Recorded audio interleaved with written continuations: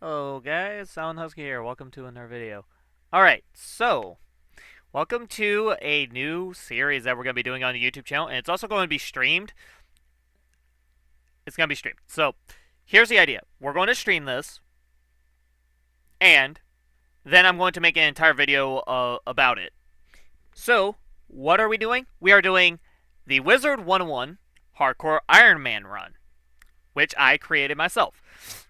If you know about the Wizlock or the die equals delete, then you know this is going on that sort of basis, but we're changing it up a little bit. We're not going to use the die equals delete rules.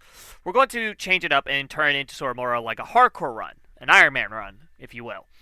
Okay, so I have filled out a couple of rules, and I will be playing as a Death Wizard, and that's why there is a death-specific rule down here at number 4.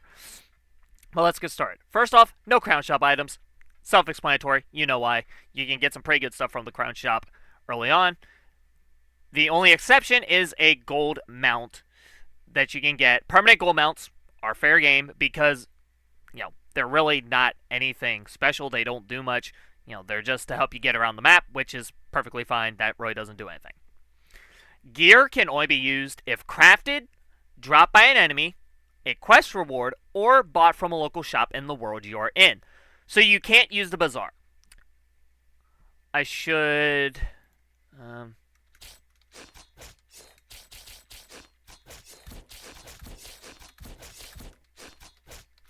there. You can only buy TCs from the bazaar, since, TCs are very hit or miss. So potions are going to be limited to you, and you can only refill them after you get to the next world. So, let's say you're in Marleybone and you use all 3 of your potions. You can't refill those potions until you finish Marleybone. So you have to be a little manageable about that. This is the death-specific rule. You can only have 1 or 2 drain spells in your spell deck at one time. That also includes TC sideboard. So if you have 1 in your sideboard, you can't use 2 in your main board, or else that's against the rules. Also, you can't use heals if you're a Death Wizard, i.e. Pixie, Fairy, stuff like that. Now, for other schools, if you need to use heals, that's a perfectly fair game. I'm just restricting Death because Death obviously has drains built in. AoEs are permanently banned from use. There will be an exception, and that will be later down the line. If we get to like Arc 2, Arc 3, then yes, we'll add AoEs. But for Arc 1 only, you can't AoE whatsoever. And maybe Arc 2 up to like maybe Avalon or something like that, because really in Avalon you can't really afford to not AoE because the enemies are just so beefy. So, yeah.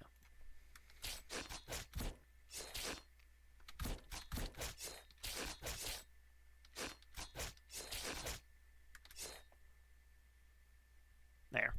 Just changing the rule up a little bit. Spellments are allowed, you just can't max tier your spells. So, if you want to now, obviously, there is a rule down here. So, if you're defeated in combat, for the first, lowest level item is considered destroyed, as it lost all of its durability and must be taken off, sold, or deleted. If all pieces are the same, you just have to pick the one with the highest stats. And if you're defeated 3 times in a row, you have to sort of keep track of this. But if you are defeated 3 times, you delete the wizard and you end the Iron Man run, and you are completely done. You have to delete the wizard and you have to start over again from the beginning. So, there's no way you can get extra lives. And also, oh yeah, and then I forgot number 7 here. You unlock higher pip spells each time a world is completed. So you'll start off the game only using up to level 3. Once you beat no. So you do start off with 1 and 2. After you beat Wizard C, you unlock level 3, level 4 after Crocotopia, so on and so forth until you beat Dragonspire. Then, then this rule is pretty much done. After you've beat Dragonspire, then all spells will be unlocked for you, and you can just go at your own pace with that. Okay, now let's move on to pets, since pets are very interesting. But this is going to be how you want to do it. If you want to just get your pet from, just hatching it during your run, you can do that. But if you want to be a little different with it, go into the kiosk, hatch a random pet, and then use that pet that you get as your starting pet. And also, after that, like I said, you will hatch with a random pet before starting the challenge, then you'll transfer it over. You will not be able to transfer it over unless you want to loophole getting to the bank. You won't get your pet until after Unicorn Way, which I don't think is too much of a stretch, and that should be fine. But just keep that in mind. And starting off with gear. You're not going to be able to start off with gear except for a wand. We are going to be changing out the starter wand that you get from the beginning of the game with a different wand. The wand of choice is up to you.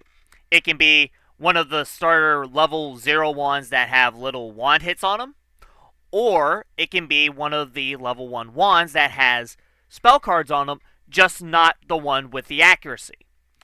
Because the starter wand with the accuracy, I feel, is very strong, especially early game. And I want to sort of make the challenge a little bit trickier, so you need to more rely on your knowledge of the game and everything. So I will be linking this document in the description, so if you want to take a look at it, or if you want to use it for yourself, you will always have it as an item, so you can come back and look at the rules and everything. And if you want to try it yourself, definitely recommend trying it out, and I'm definitely going to be doing this myself, obviously. We're going to be streaming it live tonight, probably somewhere around 8 or 9 or so. So I hope to see you guys there. It is going to be a lot of fun. I am very much looking forward to it. So yeah, with that being said, I will see you guys next video. Bye guys, have a great day.